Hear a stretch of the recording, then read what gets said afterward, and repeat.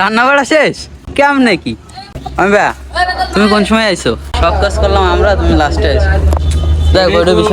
আসসালামু আলাইকুম গাইজ, আপনারা সবাই কেমন আছেন? আই হোপ আপনারা সবাই ভালো আছেন। আমার নতুন একটা ভিডিওতে আপনাদের সবাইকে স্বাগতম। আর আজকের ভিডিওটা শুরু করার আগে আমি আপনাদের সবার কাছে ক্ষমা চেয়ে নিচ্ছি, কারণ এরকম ভিডিও আসলে দেওয়া উচিত না। তারপরেও দিচ্ছি কারণ আসলে স্মৃতি থেকে যায়। আর ভিডিও আপলোড করার মেন যে কারণ সেটা হচ্ছে আমরা যে যুবকরা ইফতারি দিচ্ছি এইটা দেখা দেখি অন্য কোনো এলাকার যুবকরা যদি আমাদের দেখে তারা আগ্রহী হয়ে তাদের এলাকার মসজিদে এরকম একটা ইফতারির আয়োজন করে তাহলে অনেক ভালো হয়। আর বাংলাদেশের প্রত্যেকটা মসজিদে কিন্তু প্রতিদিন এরকম ইফতারির আয়োজন থাকে না, তবে প্রতিদিন এরকম ইফতারির আয়োজন না থাকলেও 27 রমজানে বাংলাদেশের প্রত্যেকটা মসজিদেই প্রায় এরকম ইফতারির আয়োজন করা হয়। এই যেমন আমাদের মসজিদে এই রমজানে আজকে ফার্স্ট এরকম ইফতারি দেওয়ার আয়োজন করা হয়েছে। আর আজকের এই 27 রোজা বাদে বাকি যে 26টা রোজা চলে গেছে আমাদের জীবন থেকে, ওই রোজাগুলাতে ইফতারি অনেক ভালো ছিল, কিন্তু নর্মাল ইফতারি ছিল। আর আমরা আমাদের মসজিদে গত 3 থেকে 4 বছর আগে থেকে প্রত্যেক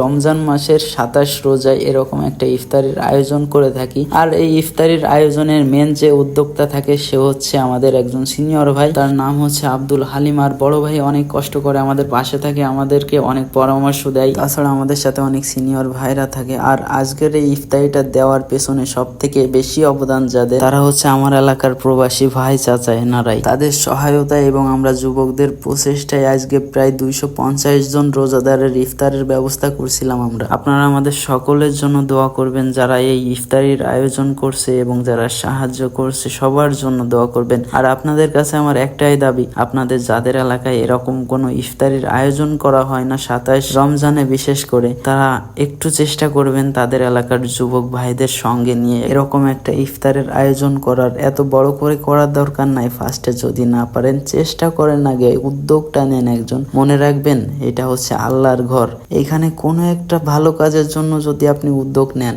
ইনশাআল্লাহ ওইটা যে কোনোভাবে হয়েই যাবে। আমি আর ভয়েস ডাবিং করতেছি না, আপনারা ভিডিওটা দেখেন এবং কেমন লাগছে আপনাদের ভিডিওটা ওইটা অবশ্যই কমেন্টে জানাই দিয়েন। তোমার কি সমস্যা কি? ইফতারির আগেই খাওয়া দাওয়া করে অনেক ক্লান্ত সে, ঠিক আছে? ক্লান্ত হয়ে গেছাও অনেক?